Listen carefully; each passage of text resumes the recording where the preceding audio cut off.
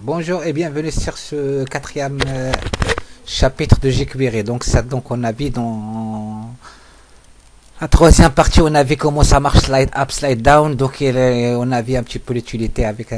Dans ce chapitre-là, on va voir Animate avec un exemple bien détaillé pour voir un petit peu l'utilité, comment on peut l'utiliser. Et de même, on va voir la partie Shining, c'est-à-dire donc je vais regrouper deux comme ça, cet exemple-là qu'il illustre. Donc par exemple là.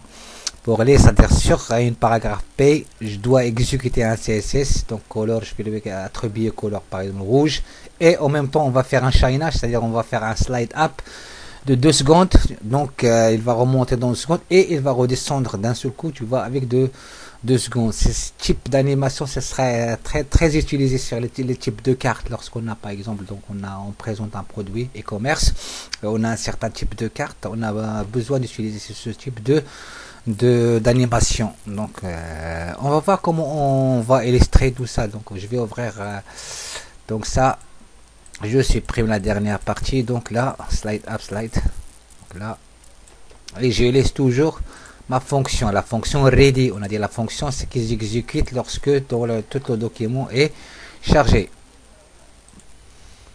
Là donc je vais dans mon fichier HTML, donc là je laisse 3 boutons, donc voilà 3 boutons et mon div.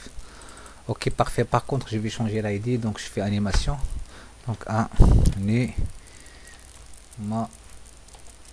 animation underscore. Droite.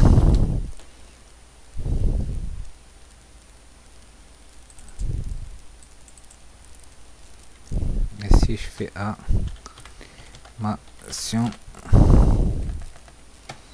underscore texte, ça je fais comme ça, on va regarder comment on a. Et la troisième, ça sera animation left.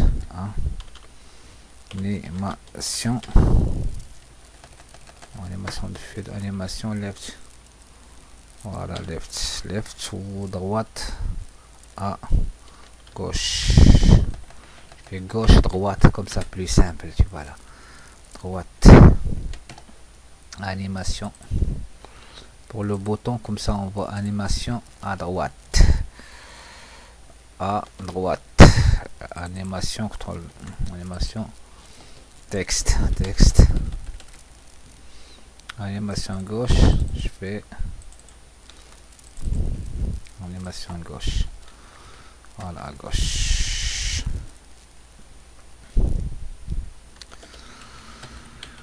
À gauche, j'ai mon div, voilà, et donc un div là, et un petit paragraphe avec un petit lorem. Donc je fais un paragraphe P, voilà, je fais lorem, quarantaine de texte, voilà, comme ça, ça donne, ok. Le gros, vous avez un petit peu compris, c'est donc là, je fais un ID, lorsque je clique sur animation droite, donc là, il permet, donc j'ai un div, j'ai mon div, que j'ai attribué là un petit peu, petite classe CSS, donc la div, j'ai mon div, donc là la couleur je donne n'importe, donc je peux le white, donc là agrandir par exemple à 80 et là le au 180, ici 80 au 50 float left, voilà, tu vas avec certaines couleurs tout simplement. Donc là lorsque je vois, je ferme ça, open live server, on voit. Donc là,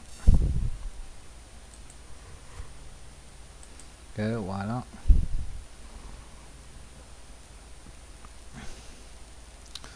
On voit, donc voilà, on a donc un div, donc on a des boutons, donc animation, là il y a un titre, il faut que je change le titre là. Alors je clique, animation droite, le bouton, donc ce div, donc ça permet de glisser un petit peu de gauche vers la droite. Je fais animation gauche, il va revenir à sa place. Lorsque je fais animation texte, ça va faire cliquer un petit peu le texte, ça va faire évoluer ce texte là.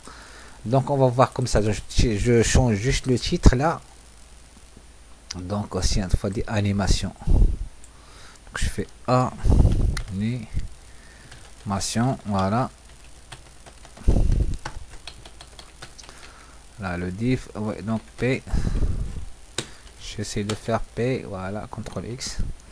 Donc BR pour revenir à la ligne, voilà BR. Tout simplement en paragraphe P et là je fais CTRL D, c'est mon div comme ça.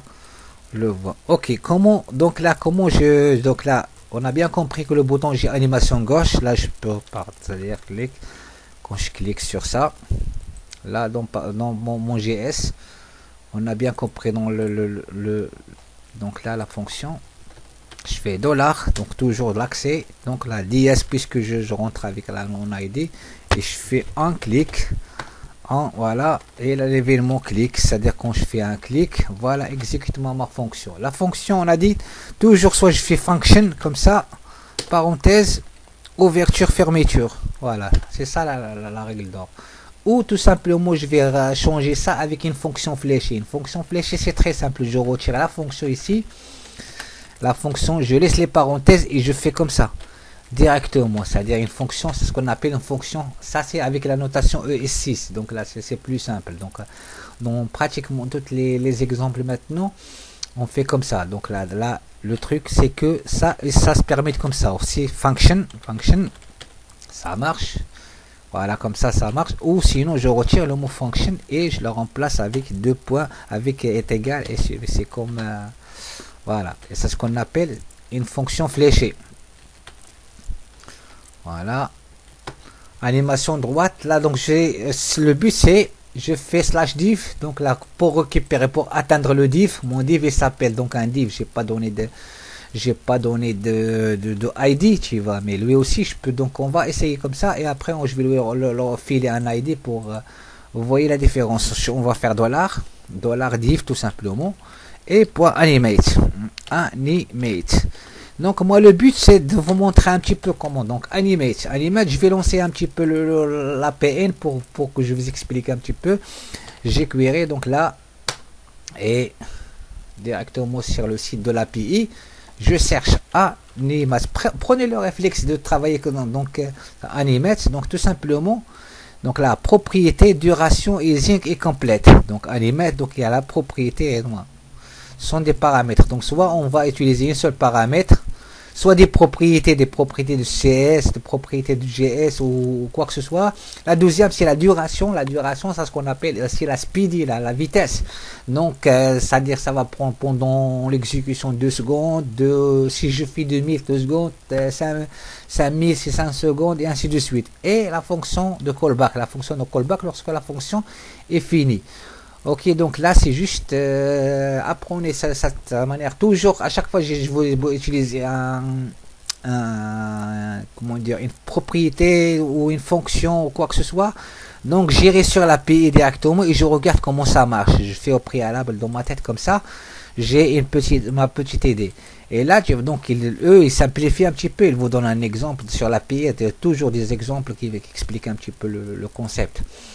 Ok, donc là on a dit, donc on revient sur nos codes, donc la div.animate, et là je fais dans la div les propriétés, donc les propriétés de quoi, sur la propriété, donc je peux spécifier, tu vois, un wide, je peux spécifier un, là par exemple si je dis tiens, donc là comme c'est un objet, je fais donc je fais wide, donc wide c'est wide de point, et je fais donc la propriété, c'est-à-dire le wide c'est la largeur, donc je donne un 1000 pixels par exemple, 1000 pixels, donc là, et je fais pour la duration, on a dit la duration je fais pendant 1 seconde ou 2 secondes, tu vois, par exemple, et j'exécute. Donc là pareil, donc je vais faire pour ça c'est pour animation à gauche, animation, je tape animation à droite, voilà, je fais la même chose pour animation gauche, donc ça sera le même principe, CTRL C, CTRL V, je vais dupliquer ce code là. Donc on va regarder après. Donc et là donc l'ID c'est gauche, et là à gauche. Voilà. Et la troisième, donc la partie l'autre c'est l'animation du texte. Je vais faire tout simplement animation texte. Donc la texte, donc là je vais viser un petit peu le paragraphe. Donc le paragraphe, je fais donc animation texte. Pareil, donc là je fais animation, je fais copier tout ça, donc animation droite, donc là je fais le div, c'est à dire quand je clique sur l'animation texte, voilà, Donc là, il va cette fois-ci, c'est pas par le div, donc pour le texte qui est inclus dans le paragraphe. Je fais p animate et je donne la spécifier la valeur. Donc là, donc comment dire, pour le sorte là, pour le texte là, donc ici, animation texte, je vais essayer de donner un font size, c'est-à-dire une propriété de style qui est le propriété de style. Par contre, n'oublie pas toujours, c'est un objet dans à l'intérieur de accolade là. Donc je peux faire par exemple font size et je fais donner un font size différent que celui font size. Voilà, 2 points, je donne, tu vois, au lieu de 1000, donc je fais 20 points ou par exemple 20 pixels ou 20. Voilà, donc on va changer. Au lieu de faire pixels, on va faire 20 points. Et la duration, on va faire cette fois-ci toujours, on a dit la propriété, cette partie-là, ça s'appelle les propriétés. On l'a vu sur la partie, sur l'API.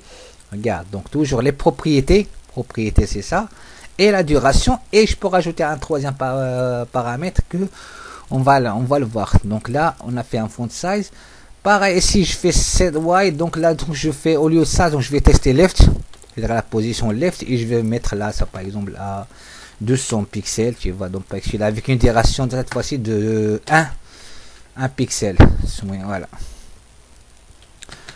Ok, donc là, on va réexécuter notre code pour voir un petit peu. Donc là, clic droit, Open Live Server pour ceux qui utilisent un petit peu VS Code, c'est plus simple. Animation droite, donc quand je clique, ça va grandir. Donc on a, et vous voyez la durée, donc on a 1 seconde ou 2 secondes. Voilà. Animation texte, donc il va récupérer ce texte là, il va donner un font plus grand. Donc ça donne l'impression que c'est un scale, tu vois ce qu'on appelle. Voilà. Donc il va grandir là le trait. De même pour l'animation gauche, c'est à peu près le même principe. Donc qu'est-ce qu'il va faire? C'est-à-dire il va faire un gauche, il va augmenter là dans l'animation. On a là ça sync. Donc l'animation gauche, tout simplement parce que on a un petit souci. Là on voit animation à droite, animation à gauche, donc ça s'exécute. Animation texte, donc là.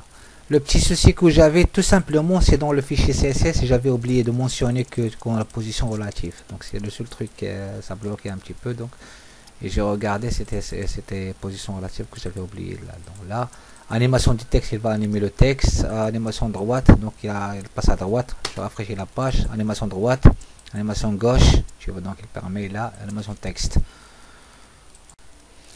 Là aussi on a fait la propriété wide, donc le wide, donc pour rajouter une autre propriété, je peux utiliser, donc je fais juste une virgule, donc je fais high, pour la hauteur si je voudrais high, les j'ai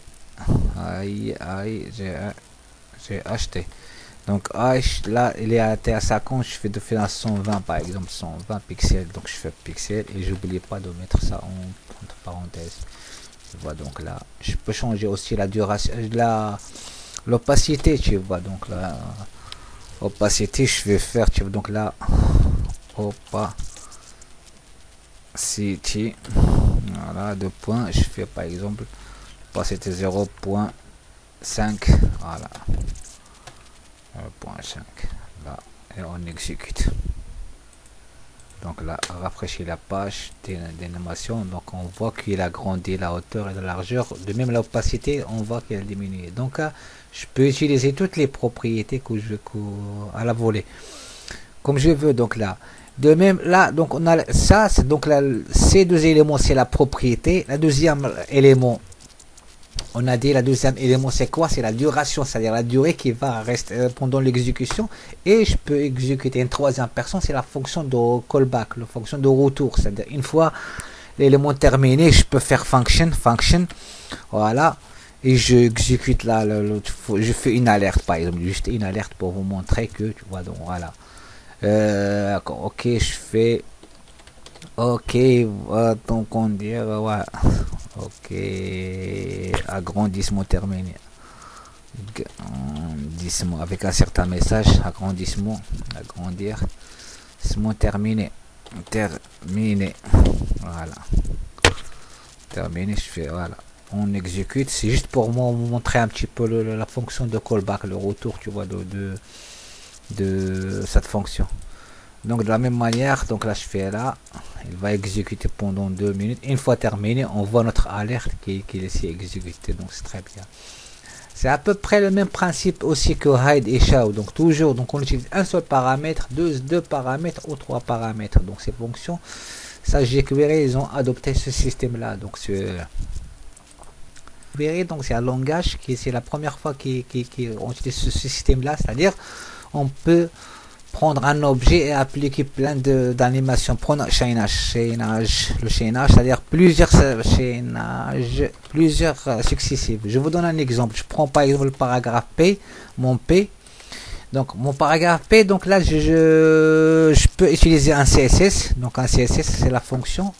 Je peux attribuer une couleur, par exemple si je voudrais couleur rouge, voilà, rouge de point, je fais juste ça comme ça et il va changer la couleur, donc red, voilà. Ça, donc là, qu'est-ce qu'il va faire? On a demandé tout simplement d'attribuer un style, la couleur rouge, donc à la fonction, donc à l'attribut CSS, donc la fonction CSS, l'attribut couleur. Donc on va regarder un petit peu et on va succéder avec le donc $p.css et je fais color et donc la couleur est égale à red. Quand j'exécute maintenant mon programme, on va voir donc là, rafraîchir ma page. Voilà, on a petit c. Là, on a dit $. J'ai un petit temps là, CSS. Donc, color de point redoué. Voilà, est-ce qu'on n'a pas un paragraphe? Donc, P, donc mon paragraphe, il est là. Donc, je fais des. Qu'est-ce que j'ai fait comme. Qu'est-ce que chaînage. $dp, des $dp, CSS. Donc on voit que le color, ah oui, color, tu vois, donc on a color et là je fais deux points, oui, donc color c'est pas, donc là il y a une erreur là, tu vois, CTRL Z, ça c'est tout simplement, je fais, donc là la fonction CS, donc la color je fais deux points, donc je me suis trompé, donc au niveau là c'est virgule, c'est à dire à la fonction CSS, cette couleur là il va avoir, tu vois, donc on va regarder un petit peu. Là, on va voir que notre paragraphe il est rouge. Maintenant, si on va enchaîner un autre événement, donc je peux faire juste un point et je fais, par exemple, on va appliquer le slide up, ce qu'on a vu hier. Donc là, dans le troisième chapitre ou slide up, par exemple, slide up. Donc là, je fais 2000. Voilà, ça dure pendant 2 secondes. Et je peux aussi, comment dire, faire un slide down et je fais pendant 2 secondes. Comme ça, on a l'impression qu'il va ouvrir un petit peu la fenêtre et fermer, tu vois, la zone page. Lorsque je réexécute, on voit, donc là, il est en train, voilà. Donc, il mettre là, au début, là, mon texte avec la couleur rouge. Et après, donc, il fait on va rafraîchir. On voit qu'il fait un slide up, il fait remonter le truc en cachette et après on le refait, on a l'impression comme il va faire un défilement de, voilà, et c'est ça le principe. Donc je peux appliquer autant à la volée, c'est-à-dire autant de trucs ici. Donc je peux faire un animat derrière, je peux faire ce que je veux. Donc là c'est ça, là on fait la simplicité de jQuery.